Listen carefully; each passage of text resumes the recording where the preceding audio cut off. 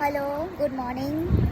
এখন আমরা যাচ্ছি জগন্নাথ মন্দিরের উদ্দেশ্যে। আমরা আছি এই যে হোটেল পূর্বাশায়, ভীষণ সুন্দর, খুব ভালো, ওদের বিহেভিয়ারও খুব ভালো, একদম সি বিচের পাশে। এই যে মাও রেডি হয়ে গেছে, আমরা সবাই মিলে এখন যাচ্ছি জগন্নাথ মন্দিরে। দীঘার জগন্নাথ মন্দির খোলা থাকে সকাল 6টা থেকে দুপুর 1টা, আবার দুপুর 3টে থেকে সন্ধে 8টা অবধি। চলে এসেছি জগন্নাথ মন্দিরে।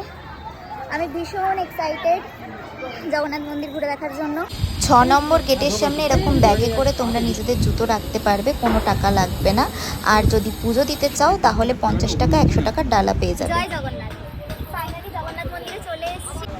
প্রথম সিংহদুয়ারে প্রবেশ করছি। প্রথম জগন্নাথ মন্দিরে এত সুন্দর একটা পদ্ম ফোটেনি এখনো, কিন্তু বসে থাকতে খুব ভালো লাগছে। সন্ধ্যেবেলা এসে হয়তো বসতে পারবো না, প্রচন্ড ভিড় হয়ে যাবে। জয় জগন্নাথ। জগন্নাথ মন্দিরে ঢুকছি, খুব এক্সাইটেড ছিলাম, বাবাকে দেখে আরো ভালো লাগছে।